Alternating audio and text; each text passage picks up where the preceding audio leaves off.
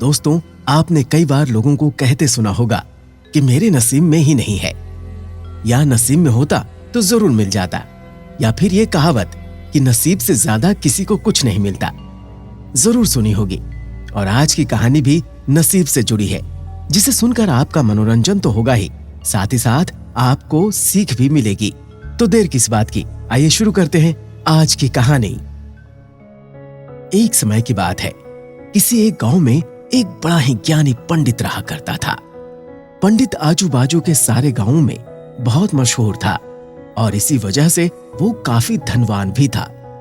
पंडित अपनी पत्नी के साथ अपने बड़े से घर में अकेला ही रहता था, क्योंकि पंडित को कोई बेटा नहीं था, लेकिन उन दोनों की एक बेटी थी जिसका विवाह हो चुका था और वो अपने ससुराल में रहती थी।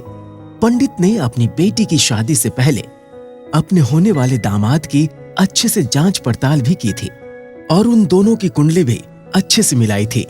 तब कहीं जाकर उसने अपनी लड़की की शादी उस लड़के से की थी। लेकिन कुछ सालों में ही पंडित का दामाद बुरी आदतों के चंगुल में फंस गया। जुए और शराब की बुरी लत के कारण वो बहुत गरीब हो गया। उसका परिवार दाने दाने को मोहताज हो गया। अपनी बेटी की ऐसी दुर्दशा देखकर पंडित की पत्नी काफी दुखी रहती थी और अक्सर पंडित को अपनी बेटी की मदद करने को कहा करती थी। पंडित हमेशा उसे ये कहकर टाल देता था कि अभी कुछ समय तक उनका बुरा वक्त चल रहा है। भाग्यवान, अभी कुछ समय तक उनका बुरा वक्त चल रहा है। हम चाहे कितनी भी कोशिश कर लें, जो उनके नसीब में नहीं है वो उन्हें नहीं मिल पाएगा, समझे? पंडित की बातें सुनकर उनकी पत्नी काफी दुखी हो जाया करती थी और मन ही मन सोचती थी कि कैसे स्वार्थी पिता है, अपनी बेटी को इतने कष्टों में देखकर भी उसकी मदद करने के लिए मना कर रहे हैं। आखिर भगवान ने जो इतना धन्य धान्य दिया है उसका क्या करेंगे? हमें कोई औलाद भी तो नहीं है, ले देकर एक ही बेटी है और उसके लिए भी कुछ नहीं करेंगे तो किसके लिए करेंगे? लेकिन पंडित ऐसा नहीं सोचता था। ऐसा बिल्कुल भी नहीं था कि पंडित अपनी पुत्री से प्रेम नहीं करता था। ऐसे ही दिन बीतने लगे और कुछ दिनों बाद खाने पीने के लिए भी मोहताज हो चुके पंडित की बेटी और दामाद उसके घर पर आए। पंडित ने और उसकी बीवी ने दोनों का खूब आदर सत्कार किया।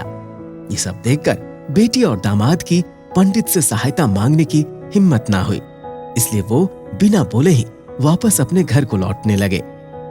लेकिन माँ तो माँ होती है, पंडिताइन से रहा नहीं गया और पंडित की इजाजत के बिना उसने चोरी छुपे बूंदी के लड्डू बनाकर उसमें सोने के सिक्के रख दिए और बेटी को दे दिए, ताकि बेटी और दामाद की कुछ आर्थिक सहायता हो सके।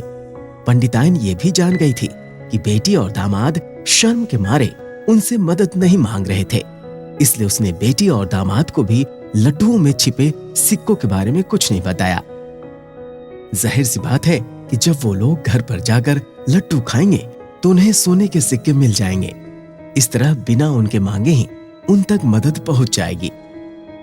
ये सोचकर पंडिताइन मन ही मन अपनी बेटी की मदद करने के लिए खुश होने लगी।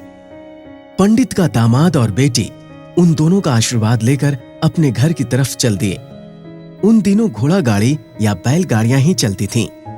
उस समय गाड़ी के किराए के लिए पैसे नहीं होने पर किसी और चीज का लेन देन कर किराया चुकाया जाता था। इधर पंडित की बेटी और दामाद पैसे ना होने की वजह से पैदल चलकर अपने गांव की तरफ निकल पड़े। थोड़ी दूर ही चले थे कि पंडित की बेटी के पैर में मोच आ गई और उससे चलना मुश्किल हो गया।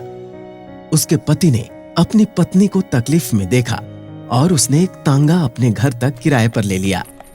दोनों पति पत्नी तांगे में बैठकर घर तक पहुंच गए, लेकिन तांगे वाले को देने के लिए उनके पास पैसे नहीं थे। इसलिए पंडिताइन ने जो बूंदी के लड्डू उन्हें दिए थे वही किराए के तौर पर तांगे वाले को दे दिए। तांगे वाला उन लड्डुओं को लेकर वहां से चला गया।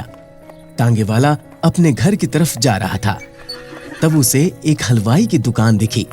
उसने सोचा कि थोड़े से बूंदी के लड्डुओं से मेरे घर के लोगों का पेट थोड़ी भरने वाला है, इससे अच्छा मैं इन बूंदी के लड्डुओं को बेचकर उनसे कुछ चावल खरीद लेता हूँ। और तांगे वाले ने बूंदी के लड्डू हलवाई को बेच दिए। इधर जिस गांव में वो हलवाई रहता था उसी गांव में एक आदमी ने अपने घर पर पूजा रखी थी और उसी पंडित को उस पूजा के लिए बुलवाया था। पूजा में लगने वाले प्रसाद के लिए उस आदमी ने उसी हलवाई से बूंदी के लड्डू लिए जहां पर उस टांगे वाले ने बेचे थे। हलवाई ने भी उस आदमी को टांगे वाले से खरीदे हुए लड्डू ही पहले दिए ताकि वो खराब न हो जाए, क्योंकि वो नहीं जानता था कि ये लड्डू कब के बने हैं। पूजा खत्म होने के बाद दक्षिणा और बूंदी के लड्डू लेकर जब पंडित अपने घर आया और खाना खाने बैठा तो उन लड्डुओं में से सोने का सिक्का निकला। ये देखकर पंडितायन की आंखों से आंसू निकलने लगे। पंडित ने जब पंडितायन से उसके रोने का कारण पूछा तो पंडितायन ने पंडित को सब कुछ बताया और पंडित से उसकी बातों पर भरोसा न करने के लिए माफी भी मांगी।